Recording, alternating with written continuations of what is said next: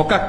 పని మీద బయలుదేరినప్పుడు, ఒక కార్యం మీద బయలుదేరినప్పుడు ఆ కార్యం పూర్తయిపోయేంత వరకు దాని మీద దృష్టి తప్ప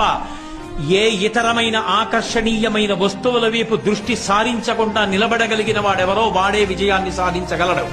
ఈ నాలుగిటిలో సంకల్ప బలం లేకపోయినా, సంకల్ప బలం ఉన్నప్పటికీ కూడా మంచి పనులు చేస్తున్నాడనేటటువంటి పొగట్టలకి వశపడిపోయేవాడైనా, తను చెయ్యవలసిన పనులు చేసినా ఆ పనులు నేనే చేస్తున్నాననుకుని పొంగిపోయేవాడైనా,